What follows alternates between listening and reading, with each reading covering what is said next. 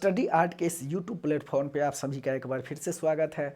जैसा कि हमारा केमिस्ट्री का सीरीज चल रहा है उसके अंतर्गत हम एटम का भी अध्ययन कर रहे हैं। उससे पहले बारे चैप्टर यानी कि हम पदार्थ का अध्ययन कर चुके हैं। तो एटम के अध्ययन करने के क्रम में हमने कल क्या पढ़ा था, इलेक्ट्रॉनिक कॉन्फ़िगरेशन अर्थात इलेक्ट्रॉनिक विन्यास, इलेक्ट्रॉन को हम किस प्रकार से सजाएंगे इसके बारे में हमने कल बात किया था। उसी कड़ी को आज हम आगे बढ़ाते हैं और आज हम पढ़ने वाले हैं क्वांटम नंबर। ये देखिएगा, ये क्वांटम नंबर जो होता है यह हमको जो कक्षा का स्थिति है अर्थात कक्षा कहाँ पे है, कौन सी कक्षा में है, कौन सी उपकक्षा में है, इसका आकार क्या है, ठीक, यह कौन सी दिशा में घूम रहा है अर्थात इलेक्ट्रॉन से संबंधित, कक्षा से संबंधित, उपकक्षा से संबंधित, कक्षक से संबंधित सभी बातों की जानकारी हमको आज मिलने वाली है क्वांटम संख्या के अंतर्गत। जैसे कि कल जब हमने पढ़ा था तो वहाँ पे हमने पढ़ा था इलेक्ट्रॉनिक विन्यास।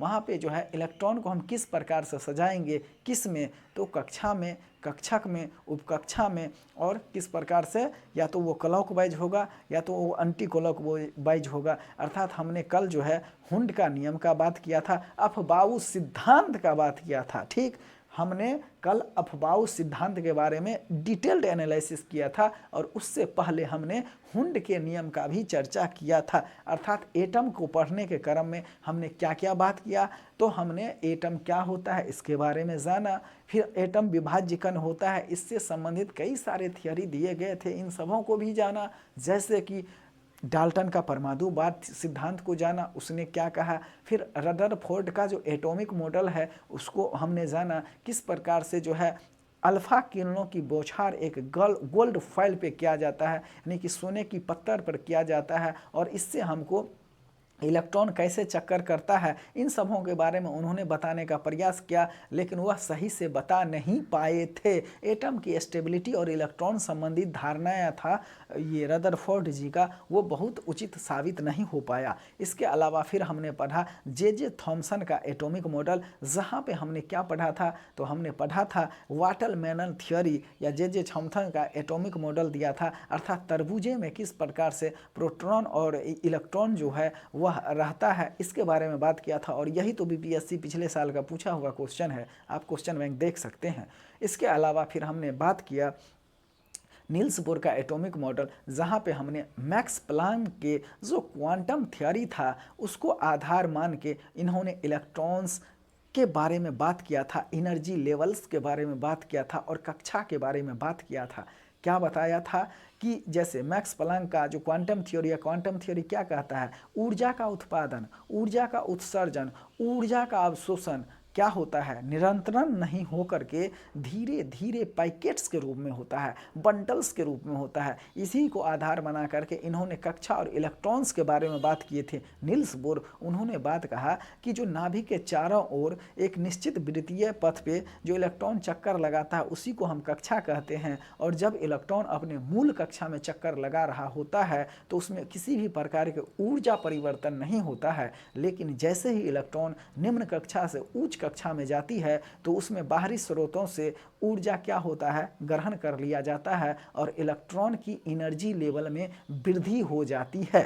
ठीक, उसी के वाइस वर्सा जब इलेक्ट्रॉन उच्च कक्षा से निम्न कक्षा की ओर आता है तो अपनी क्या करता है, ऊर्जा लेवल को त्याग करता है, एनर्जी लेवल को कम करता है। फिर हमने यहाँ पे बात किया था कि क्वांटम नंबर हो गया। तो ये क्वांटम नंबर के बारे में हम आज पढ़ने वाले हैं। ये जो क्वांटम नंबर है यहाँ पे हमको बताएगा कि इलेक्ट्रॉन किस प्रकार से घूम रहा है, उसकी दिशा क्या है, या तो वो क्लॉकवाइज घूम रहा है या एंटी क्लॉकवाइज घूम रहा है, इसकी आकार क्या है, इसका साइज क्या है। फिर हम यहाँ पे पढ़ेंगे कक्षा के बारे में, अर्थात इलेक्ट्रॉन कौन से कक्षा में है, फिर कौन से कक्षक में है और इन सबों का मान क्या है, इस सभी के बारे में आज हम डिटेल्ड एनालिसिस करने वाले हैं। सो स्टे ट्यून, स्टडी आर्ट। आइए, ये क्वांटम संख्या क्या है, जैसे अभी हमने जो बात कहा कि क्वांटम संख्या किसी एटम के अंतर्गत सेल, सबसेल की स्थिति क्या है, उसकी संख्या क्या है, उसका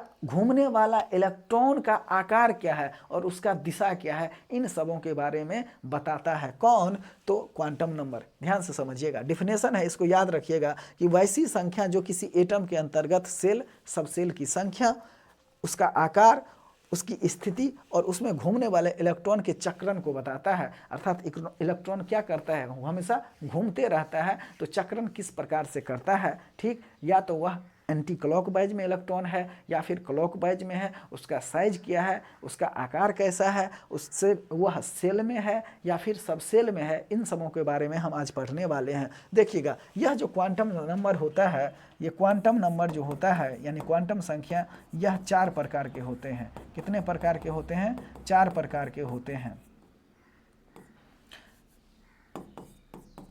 देखिए, पहला जो होता है उसको बोलते हैं प्रिंसिपल क्वांटम नंबर। दूसरा को बोलते हैं azimuthal quantum number, azimuthal quantum number. तीसरा को हम बोलते हैं मैग्नेटिक क्वांटम नंबर और चौथा को बोलते हैं हम स्पिन क्वांटम नंबर। तो हमने क्या पढ़ना है? हमने पढ़ना है सेल। तो ये जो प्रिंसिपल क्वांटम नंबर होता है यह सेल को दर्शाता है। एजीमुथल क्वांटम नंबर जो होता है वह सब सेल को दर्शाता है, अर्थात यह उपकक्षा को दर्शाता है। मैग्नेटिक क्वांटम नंबर यह किसको दर्शाता है? तो यह कक्षक यानी ऑर्बिटल्स को दर्शाता है। और स्पिन क्वांटम नंबर क्या दर्शाता है? तो उसमें जो इलेक्ट्रॉन चक्कर कर रहा होता है, अर्थात इसकी दिशा को दर्शाता है। प्रिंसिपल क्वांटम नंबर किसको दर्शाएगा? यह कक्षा को दर्शाएगा। एजीमुथल क्वांटम नंबर किसको दर्शाएगा? यह उपकक्षा को दर्शाएगा, उपकक्षा को दर्शाएगा यह। इसके अलावा मैग्नेटिक क्वांटम नंबर यह कक्षक को दर्शाएगा और ये स्पिन क्वांटम नंबर इलेक्ट्रॉन की दिशा को दर्शाएगा, ठीक। यहाँ पे कक्षा कहें तो ऑर्बिटल या इसी को सेल कहते हैं, उपकक्षा कहें तो सब सेल, फिर कक्षा कहें तो ऑर्बिटल्स और फिर दिशा कहें तो इसका डायरेक्शन। इन सबों के बारे में कौन बताता है? तो यह principal quantum number, azimuthal quantum number, magnetic quantum number और स्पिन क्वांटम नंबर। बाबू ये सब प्रीवियस ईयर में क्वेश्चन पूछता है, सो स्टे ट्यून, स्टडी याट, इस बात को समझने की कोशिश कीजिए। यही बात हमने लिखा है कि यह जो क्वांटम नंबर होता है यह 4 टाइप का होता है, अर्थात principal quantum number is denoted by N, azimuthal quantum number is denoted by L, magnetic quantum number is denoted by M और spin quantum number is denoted by S. यहाँ पे देखिएगा, जैसे कि हमने प्रिंसिपल क्वांटम नंबर के बारे में कहा कि यह इलेक्ट्रॉन की कक्षा को दर्शाता है, अर्थात वेयर इज इलेक्ट्रॉन सिचुएटेड, अर्थात यह कौन सी कक्षा में इलेक्ट्रॉन है इसके बारे में बात करता है। इसके अलावा नाभिक से कितनी दूरी पर है इसके बारे में बात करता है, साथ ही इसका एनर्जी लेवल क्या है इसके बारे में बात करता है। जैसे हमने कल बताया था नील्स बोर के एटॉमिक मॉडल में कि जब हम कक्षा के बारे में पढ़ते हैं तो हमने बताया था कि जब इलेक्ट्रॉन निम्न कक्षा से उच्च कक्षा में जाता है तो उसके एनर्जी में क्या होती है? वृद्धि होती है, ठीक। इलेक्ट्रॉन बाहरी स्रोतों से एनर्जी को गेन करता है, लेकिन जैसे ही उच्च कक्षा से निम्न कक्षा की ओर आता है तो क्या होता है? एनर्जी लेवल में कमी आता है। और जब मूल कक्षा में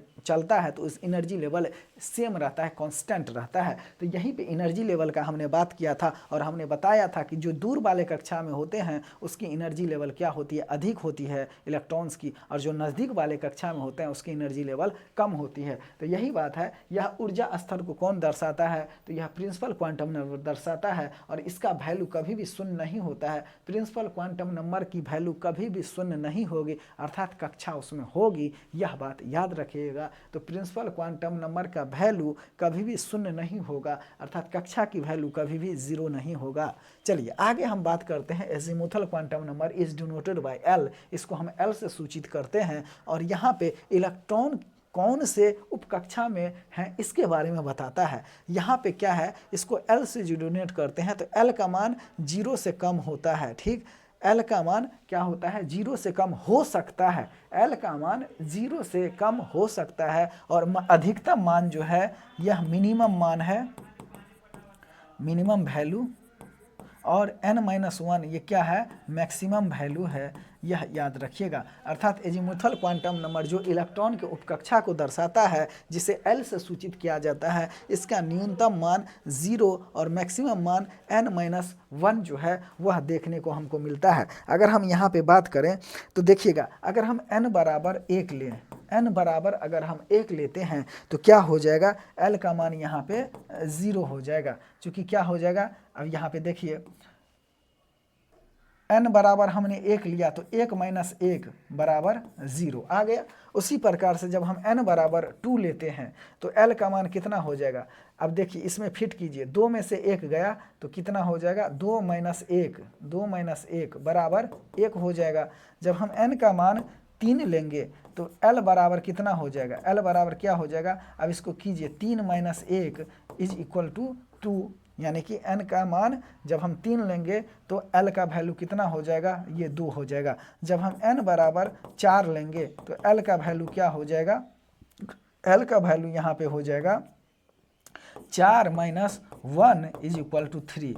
हमने क्या देखा कि n का मान मिनिमम जो होता है, L का मान मिनिमम जो होता है 0 और मैक्सिमम जो होता है यहाँ पे हम 3 ले सकते हैं। तो इसका एक फार्मूला है L 0 और मैक्सिमम n-1 फार्मूला से हम इसको निकाल सकते हैं। और ये क्या दर्शाता है, तो ये उपकक्षा को दर्शाता है। हमने बात किया था कि उपकक्षा कौन कौन होते हैं, S, P, D and F, ये क्या है, यह उपकक्षा है। S, P, D और F ये क्या है, उपकक्षा है। ठीक, अच्छा आगे हम चलते हैं मैग्नेटिक क्वांटम नंबर।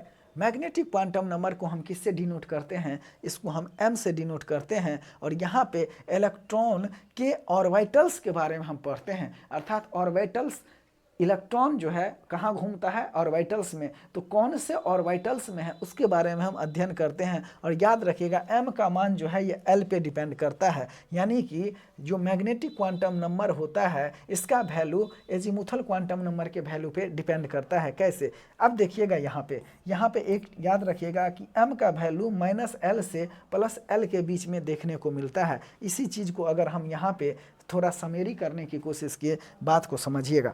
जैसे यहाँ पे हम लेते हैं L का मान 0, L का मान यहाँ पे हम 0 लेते हैं, L का मान हम 0 लेते हैं, L का मान हम 1 लेते हैं, L का मान हम 2 लेते हैं और L का मान हम 3 लेते हैं। तो जैसे कि क्या कहा कि L का मान कितना होता है, 0 होता है, L का मान 1 होता है, L का मान 2 होता है, L का मान 3 होता है। तो वहीं पे हम ले लिया कि L बराबर 0, L बराबर 1, L बराबर 2 और L बराबर 3 को हमने लिया। तो एक बात याद रखिएगा कि L बराबर जब हम 0 लेते हैं, L बराबर 1 लेते हैं, तो यहाँ पे जो वैल्यू होता है m का मान, अर्थात मैग्नेटिक क्वांटम नंबर को हम m से डिनोट करते हैं। यह लाइज करता है किसके लिए, यह लाइज करता है क्योंकि 0 पर तो ये बैठेगा नहीं।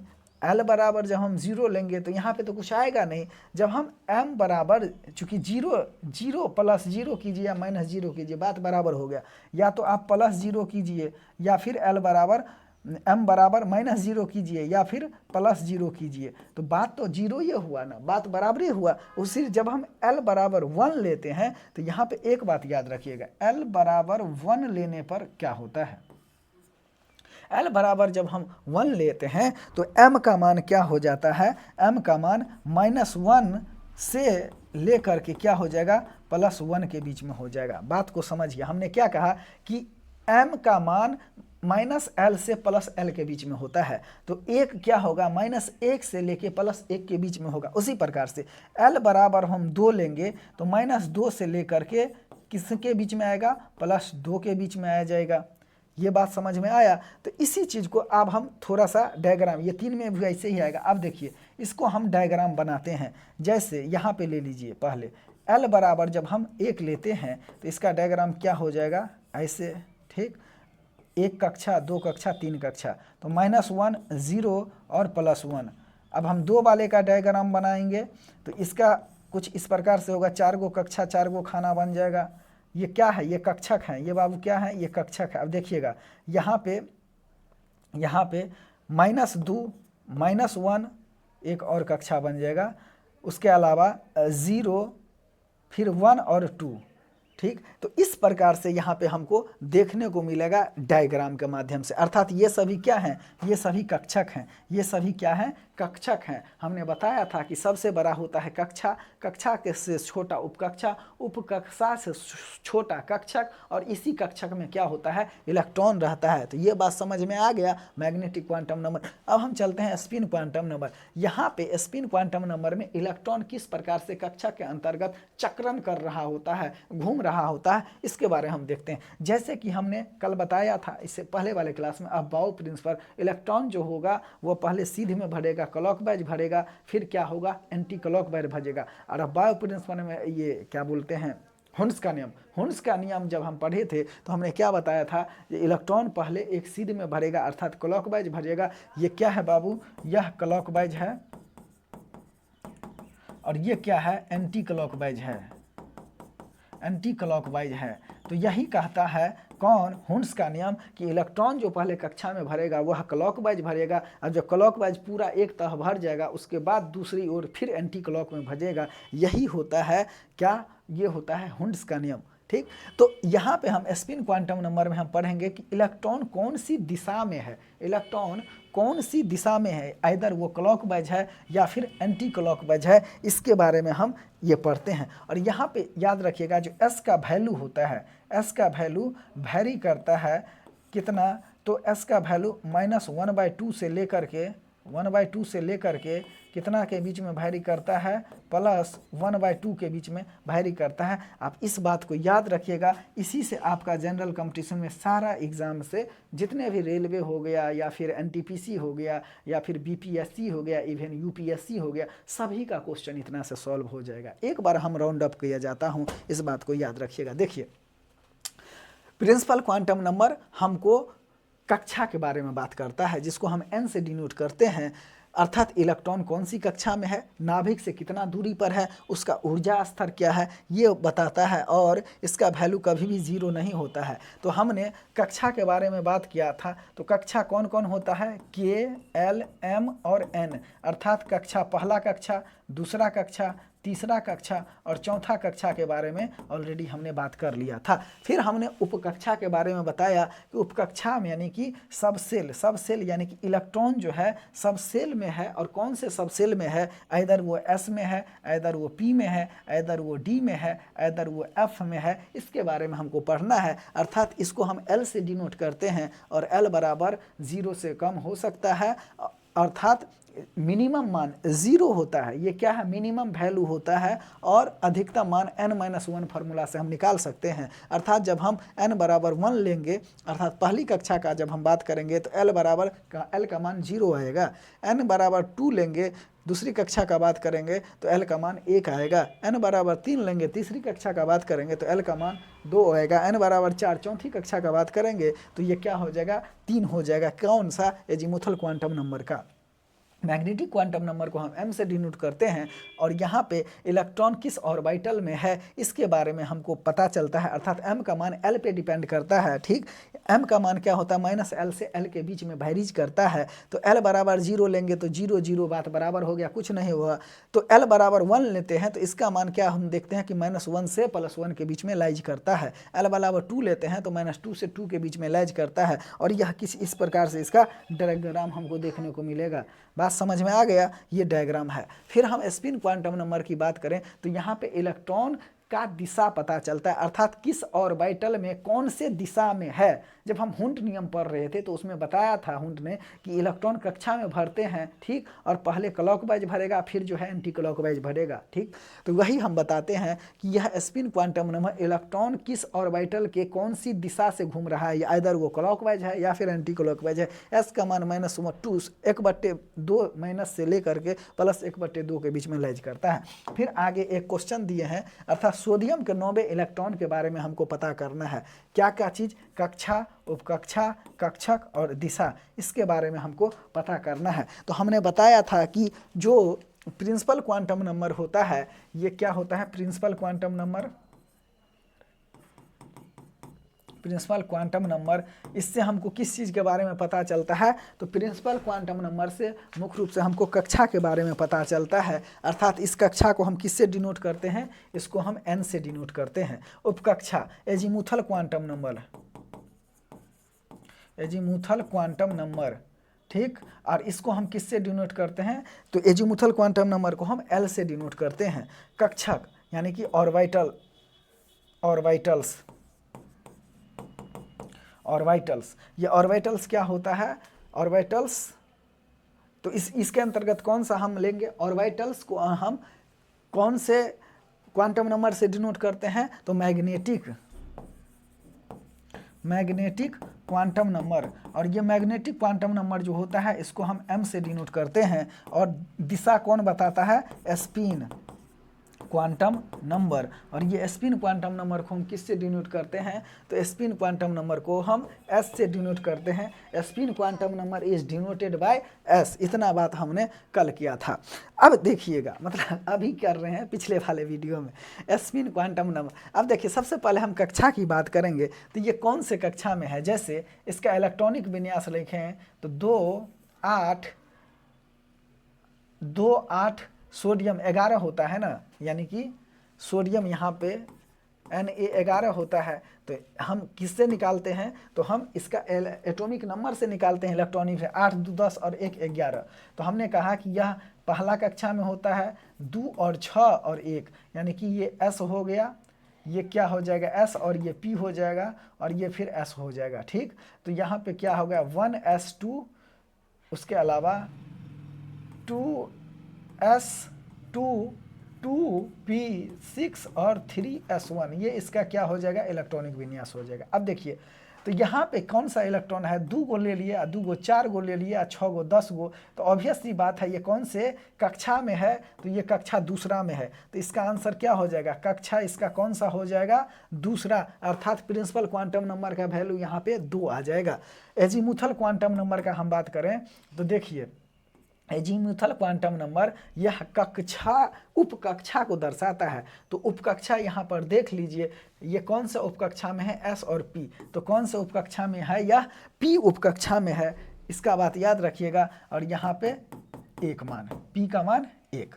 अच्छा, कक्षक मैग्नेटिक का बात करें तो मैग्नेटिक क्वांटम नंबर कक्षक को दर्शाता है और वाइटल्स को दर्शाता है। कौन? Magnetic quantum number. अच्छा, अब देखिएगा मैग्नेटिक क्वांटम नंबर हम कैसे निकालते हैं। तो मैग्नेटिक क्वांटम नंबर हम, यानी कि यहाँ पे देख लीजिए, मैग्नेटिक क्वांटम नंबर हम कैसे निकालते हैं। तो यह L पर डिपेंड करता है, यह L पर। जैसे देखिए, जब हम एजीमुथल क्वांटम नंबर का बात करें, जब n बराबर 2 होता है तो एजीमुथल क्वांटम नंबर का वैल्यू कितना होता है?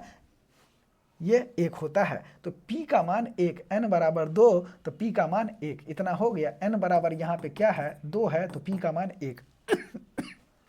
फिर हम कहा कि मैग्नेटिक क्वांटम नंबर किस पे डिपेंड करता है। तो मैग्नेटिक क्वांटम नंबर का वैल्यू L पर डिपेंड करता है। अर्थात क्या होता है? L से -L से L के बीच में करता है। अब जब L का मान 1 होता है तो -1 0 और 1 के बीच में लाइज करता है।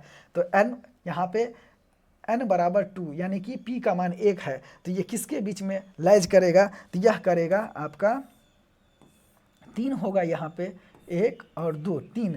तो यहाँ पे कौन सा इलेक्ट्रॉन के बारे में बात करता है? कक्षक। तो यहाँ पे कौन 3 कक्षा हो जाएगा। अब देखिए 1 2, पहले ऐसे गलती नहीं भरना है। ये कैसे भराया जाएगा? ये मान लेते हैं ये 3 कक्षक हो गया।